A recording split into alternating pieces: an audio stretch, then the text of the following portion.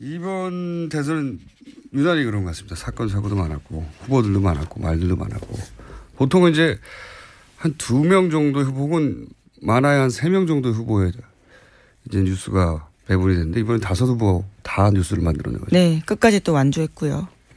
끝까지 완주하는 경우도 흔하지 않았고 완주하지 않으면 완주하더라도 사람들의 관심이 점점 멀어지죠. 3번 이상 이하로 내려가면.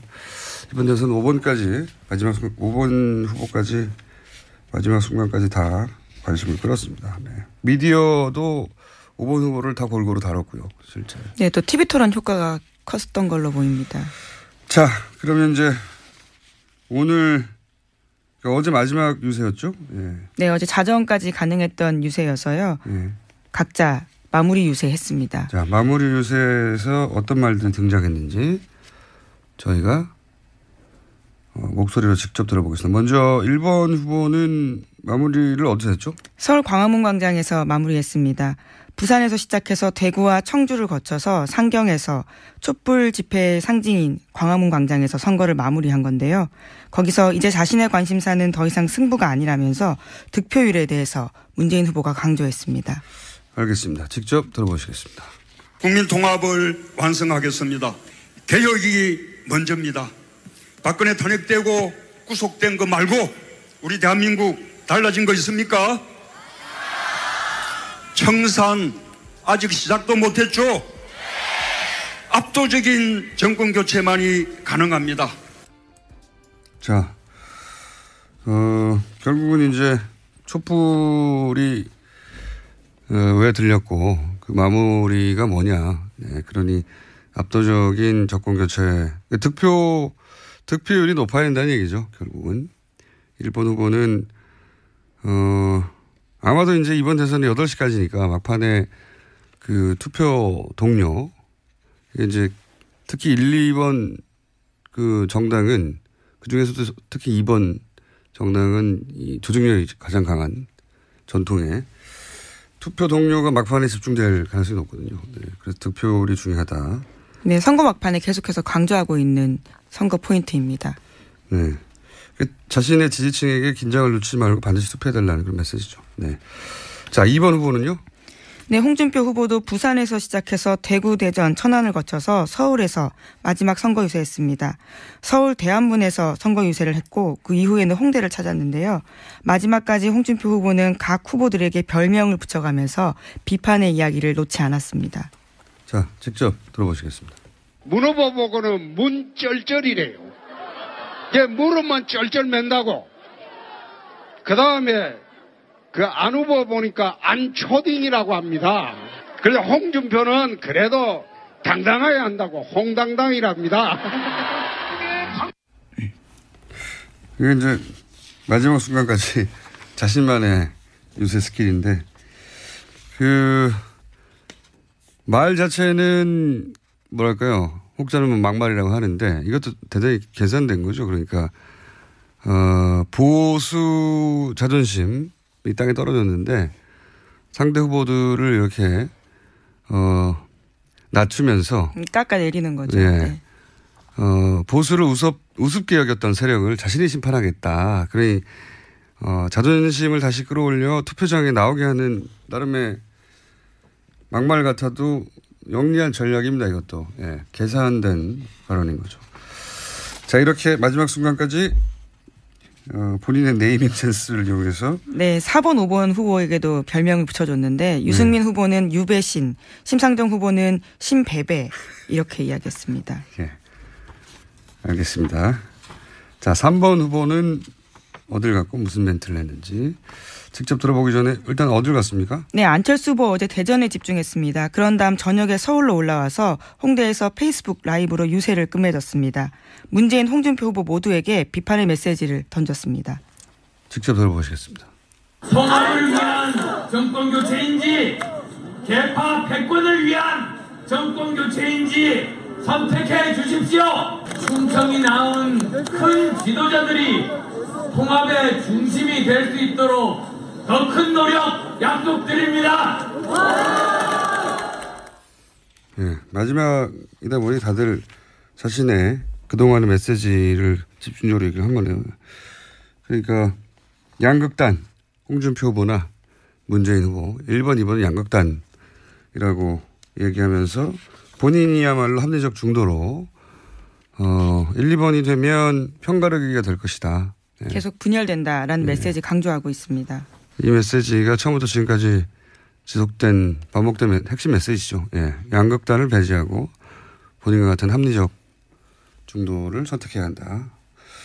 마지막에도 그런 메시지가 반복이 됐고요. 자, 이번에도 4번 후보 짚어보겠습니다. 네, 유승민 후보는 대전과 서울대학가를 돈 다음에 명동에서 최종 유세했습니다. 그런 다음에 자신에게 찍는 표는 사표가 아니라 대한민국 미래에 투자하는 표다라면서 계속해서 사표 방지 심리에 대해서 이야기했습니다.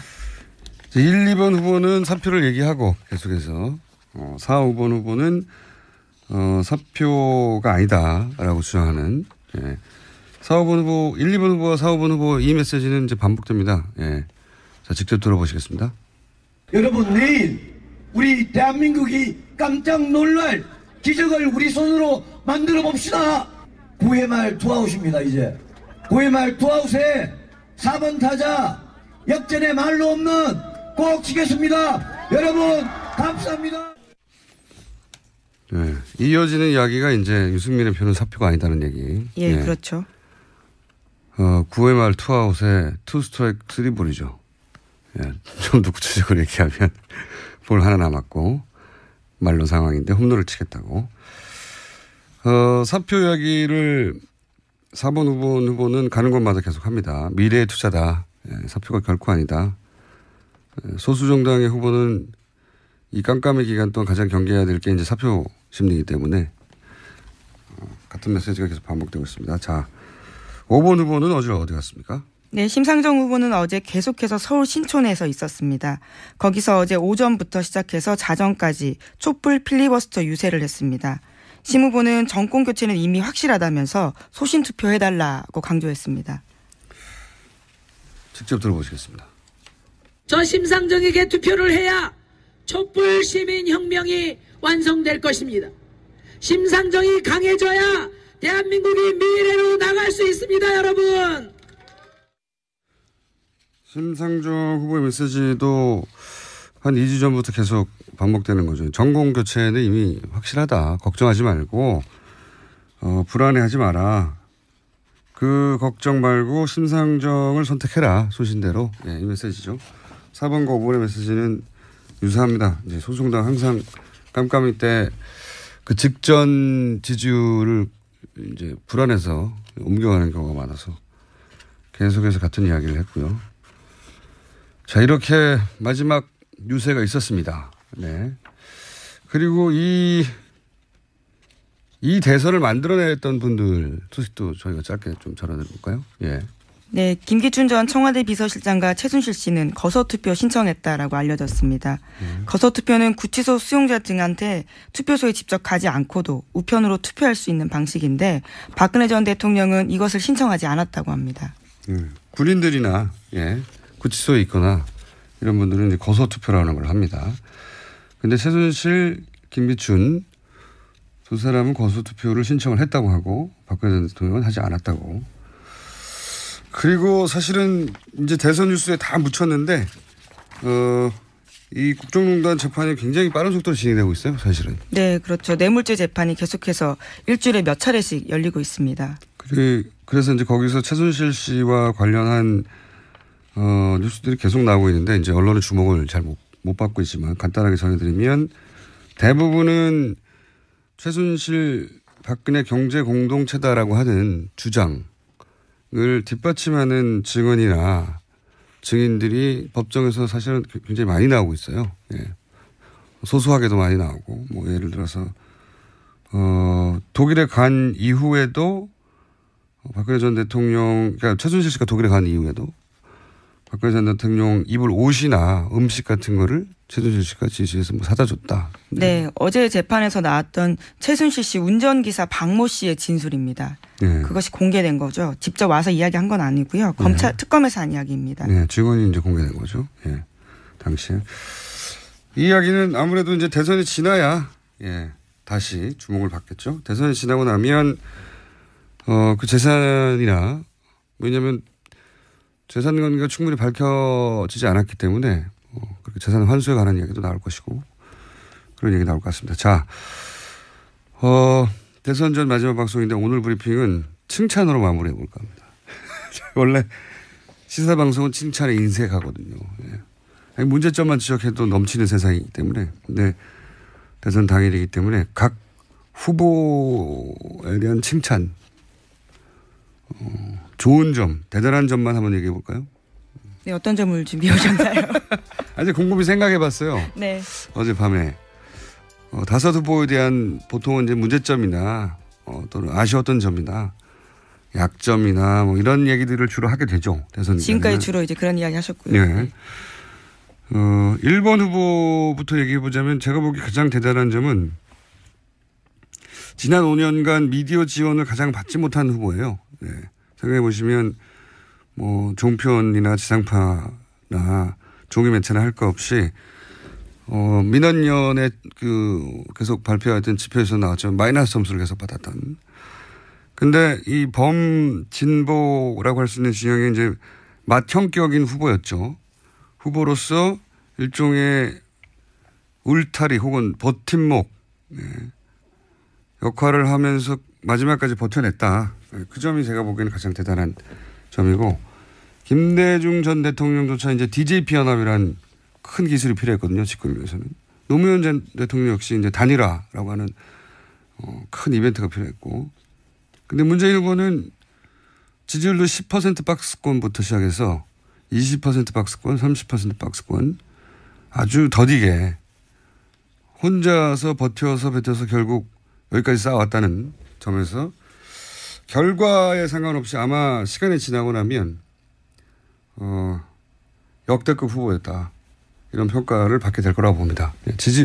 지지율이 크게 출렁인 적이 단 한 번도 없어요. 꾸준히 차근차근 쌓아서 미디어 커버리지 없이 여기까지 자기의 힘으로 쌓아왔다는 점에서 굉장히 강한 역대급 후보다. 되돌아보면. 2번 후보의 대단한 점은 홍준표 후보는 가장 늦게 시작했죠. 그리고 처음에는 뭐 5%도 안 됐어요. 지지율이. 그리고 사실상 거의 와해됐던 이제 자유한국당의 대선 전망 거의 개인 역량만으로 제가 보기엔 여기까지 끌어올렸던 점에서 대단하다. 만약 대선 기간이 한 달만 더 길었고 그리고 대선 기간이 본인이 한 달만 더 전에 후보가 되었더라면 제가 보기에는 이번 선거에서는 탄핵에 반대했던 20%가 있었잖아요. 여론조사 해보면 항상 한 20에서 25% 정도는 탄핵에 반대하던 국민들이 있었는데 그 층에 기대는 전략을 구사했거든요. 처음에. 그 표부터 모으려고. 만약에 시간이 좀 길었다면 중도 보수를 향한 좀 유연한 전략 그런 대선 아젠다를 짰을 것이고 그랬던 양상은 지금과는 많이 달랐을 수도 있다. 네. 대지포 보면서 그런 생각을 했습니다. 네. 3번 후보의 가장 대단한 점은 김대중, 김영삼 이 민주화운동의 거두죠. 두 분 다 대통령을 했던. 그 두 분을 제외하고는 우리 정당사에서 누구도 해내지 못했던 규모 있는 3당, 성공적인 창당 이게 과연 다시 가능할까 싶을 정도의 큰일이었고 그리고 이제 대구와 광주로 상징되는 양쪽에서 동시에 지지를 받는 대선 로드맵을 그렸어요. 이런 정치적 중도의 그림은 아무도 그린 적이 없거든요. 그래서 만약 성공한다면 세계 정치사에 길이 남을 선거운동사가 될 거라고 제가 선거운동 시작할 때 한번 논평한 적이 있는데 그런 로드맵을 짰다는 자체가 제가 보기엔 정치사에 남을 일이라고 봅니다. 4번 후보 대단한 점은 5 후보 중에 후보가 되자마자 사퇴 압박을 받았던 유일한 후보였죠. 그게 대단한 점이라고 하기엔 조금. 거기서부터 네네. 그런 압박을 받았던 후보였음에도 불구하고 결국 마지막까지 버텨서 자기 존재 가치를 입증했다. 예, 그러면서 막판에 지지세를 결집시켰다. 최근에 그런 이야기들 많이 나오고 있죠. 예. 그 외부의 압박은 정치인한테 오히려 고마운 거예요. 외부에서 압력이 들어오면 내부 결속을 다지고 지지층 결집도 하거든요. 작용 반작용이 있어서. 가장 어려운 게 내부로부터 오는 압박입니다. 그 노무현 대통령 때도 결국은 단일화에 응할 수밖에 없었죠. 예. 근데 이 압력, 내부로부터의 압력, 탈당 막 10명 이상, 절반 가까운 탈당이죠. 당의 규모로 볼 때. 그거를 버텨냈다는 게 이미 정치적 승자고, 특히 이제 20대, 30대 새로운 보수층을 사실상 발굴해낸 거죠. 20, 30대 보수층은 보수정당이 타겟을 한 적이 없어요. 네. 그런 보수층을 만들어냈다는 점에서도 정치사에 기록이 될 것 같고, 5번 후보는 진보정당의 대선 후보는 오래전부터 있어 왔습니다. 근데 이렇게까지 대선전에서 자기 존재감을 확실히 드러내는 후보는 없었다. 진보정당 선거는 역대로 이제 개인보다는 조직, 그리고 자질 이전인 선명성, 이런 걸로 승부를 했단 말이죠. 근데 심상정 후보는 철저히 자기 능력, 자기 자질로 대중에게 이제 진보정당이 왜 필요한지, 그걸 설득했고, 통했어요. 네, 일정 정도. 그래서 소위 이제 386 세대부터 이어지던 운동권 문화가 아니라 유승민 후보 경우와 비슷하게, 젊은 진보 유권자층이 이번에 새롭게 만들어졌다. 네. 역시 진보정당 선거운동사를 다 했었다. 네. 5 후보 모두 기록될 여러 가지 의미로, 이번 대선은 여러 가지 의미로 이 후보들에 대한 해석들이 대선 끝나고 나서도 나올 것 같습니다. 자, 공장에서, 뉴스 공장에서 보기 힘든 칭찬 세례를. 예, 너무 어색하네요. 네, 막 퍼붓고 났더니 저도 물을 마시고 싶고. 자, 각 후보를 지지하시는 분들은 지지는 사실은 아무것도 아니에요. 투표를 하지 않으면. 예. 지지율도 아무것도 아니고. 투표들 꼭 하시기 바랍니다. 여기까지 하겠습니다. 시사인의 김은지였습니다. 감사합니다. 이번 대선은 유난히 그런 것 같습니다. 사건, 사고도 많았고, 후보들도 많았고, 말들도 많았고. 보통은 이제 한 2명 정도의 후보, 혹은 많아야 한 3명 정도의 후보에 이제 뉴스가 배분이 됐는데, 이번엔 5 후보 다 뉴스를 만들어낸 거죠. 네, 끝까지 또 완주했고요. 끝까지 완주하는 경우도 흔하지 않았고, 완주하지 않으면 완주하더라도 사람들의 관심이 점점 멀어지죠. 3번 이상 이하로 내려가면. 이번 대선 5번까지, 5번 후보까지, 마지막 순간까지 다 관심을 끌었습니다. 네. 미디어도 5번 후보를 다 골고루 다뤘고요, 실제. 네, 또 TV 토론 효과가 컸던 걸로 보입니다. 자, 그러면 이제 오늘, 어제 마지막 유세였죠? 네. 네, 어제 자정까지 가능했던 유세여서요. 네. 각자 마무리 유세했습니다. 자, 마무리 유세에서 어떤 말들이 등장했는지 저희가 목소리로 직접 들어보겠습니다. 먼저 1번 후보는 마무리를 어디서 했죠? 서울 광화문 광장에서 마무리했습니다. 부산에서 시작해서 대구와 청주를 거쳐서 상경에서 촛불 집회의 상징인 광화문 광장에서 선거를 마무리한 건데요. 거기서 이제 자신의 관심사는 더 이상 승부가 아니라면서 득표율에 대해서 문재인 후보가 강조했습니다. 알겠습니다. 직접 들어보시겠습니다. 국민 통합을 완성하겠습니다. 개혁이 먼저입니다. 박근혜 탄핵되고 구속된 거 말고 우리 위한 정권 교체인지 선택해 주십시오. 충청이 낳은 큰 지도자들이 통합의 중심이 될 수 있도록 더 큰 노력 약속드립니다. 네, 마지막이다 보니 다들 자신의 그동안의 메시지를 집중적으로 얘기를 한 거네요. 그러니까 양극단, 홍준표 후보나 문재인 후보, 1번, 2번은 양극단이라고 얘기하면서 본인이야말로 합리적 중도로 1, 2번이 되면 편가르기가 될 것이다. 네. 계속 분열된다라는 메시지 강조하고 있습니다. 이 메시지가 처음부터 지금까지 지속된 반복된 핵심 메시지죠. 예. 양극단을 배제하고 본인과 같은 합리적 중도를 선택해야 한다. 마지막에도 그런 메시지가 반복이 됐고요. 자, 이번에도 4번 후보 짚어보겠습니다. 네, 유승민 후보는 대전과 서울대학가를 돈 다음에 명동에서 최종 유세했습니다. 그런 다음에 자신에게 찍는 표는 사표가 아니라 대한민국 미래에 투자하는 표다라면서 계속해서 사표 방지 심리에 대해서 이야기했습니다.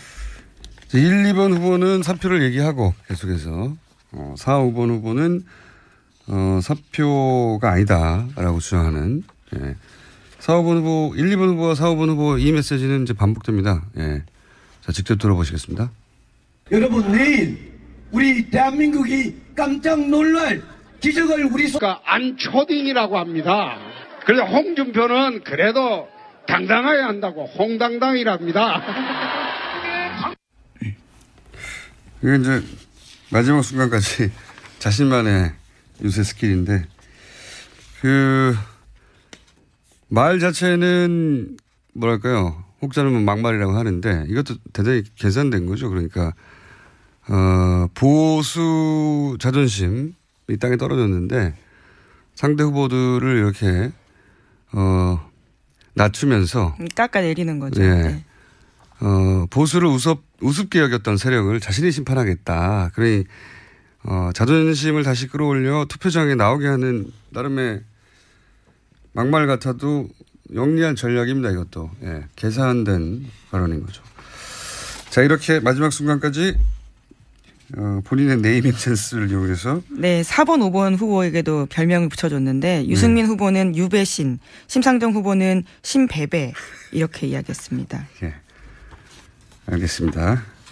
자, 3번 후보는 어딜 갔고 무슨 멘트를 했는지 직접 들어보기 전에 일단 어딜 갔습니까? 네, 안철수 후보 어제 대전에 집중했습니다. 그런 다음 저녁에 서울로 올라와서 홍대에서 페이스북 라이브로 유세를 끝맺었습니다. 문재인, 홍준표 후보 모두에게 비판의 메시지를 던졌습니다. 직접 들어보시겠습니다. 통합을 위한 정권교체인지 개파 패권을 대한민국 달라진 거 있습니까? 청산 아직 시작도 못했죠? 압도적인 정권 교체만이 가능합니다. 자, 결국은 이제 촛불이 왜 들렸고 그 마무리가 뭐냐. 그러니 압도적인 정권 교체, 득표율이 높아야 된다는 얘기죠. 결국은 1번 후보는 아마도 이제 이번 대선이 8시까지니까 막판에 그 투표 동료, 이제 특히 1, 2번 그 정당은 그 중에서도 특히 2번 정당은 이 조직력이 가장 강한 전통의 투표 동료가 막판에 집중될 가능성이 높거든요. 그래서 득표율이 중요하다. 네, 선거 막판에 계속해서 강조하고 있는 선거 포인트입니다. 네. 자신의 지지층에게 긴장을 놓치지 말고 반드시 투표해달라는 그런 메시지죠. 네. 자, 2번 후보는요? 네, 홍준표 후보도 부산에서 시작해서 대구, 대전, 천안을 거쳐서 서울에서 마지막 선거 유세했습니다. 서울 대안문에서 선거 유세를 했고 그 이후에는 홍대를 찾았는데요. 마지막까지 홍준표 후보는 각 후보들에게 별명을 붙여가면서 비판의 이야기를 놓지 않았습니다. 자, 직접 들어보시겠습니다. 문 후보 보고는 문쩔쩔이래요. 이제 무릎만 쩔쩔 맨다고. 그 다음에 그 안 후보 보니까 손으로 만들어 봅시다. 9회 말 투아웃입니다. 이제 9회 말 투아웃에 4번 타자 역전의 말로 없는 꼭 치겠습니다. 여러분 감사합니다. 네. 이어지는 이야기가 이제 유승민의 표는 사표가 아니다는 얘기. 예, 그렇죠. 9회 말 투아웃에 2스트라이크 3볼이죠. 좀 더 구체적으로 얘기하면 볼 하나 남았고 말로 상황인데 홈런을 치겠다고. 사표 이야기를 4번 후보는 가는 곳마다 계속 합니다. 미래의 투자다. 사표가 결코 아니다. 소수 정당의 후보는 이 깜깜의 기간 동안 가장 경계해야 될 게 이제 사표 심리이기 때문에 같은 메시지가 계속 반복되고 있습니다. 자, 5번 후보는 어디 갔습니까? 네, 심상정 후보는 어제 계속해서 서울 신촌에서 있었습니다. 거기서 어제 오전부터 시작해서 자정까지 촛불 필리버스터 유세를 했습니다. 심 후보는 정권 교체는 이미 확실하다면서 소신 투표해달라고 강조했습니다. 직접 들어보시겠습니다. 저 심상정에게 투표를 해야 촛불 시민혁명이 완성될 것입니다. 심상정이 강해져야 대한민국이 미래로 나갈 수 있습니다, 여러분. 심상정 후보의 메시지도 한 2주 전부터 계속 반복되는 거죠. 전공 교체는 이미 확실하다. 걱정하지 말고 불안해하지 마라.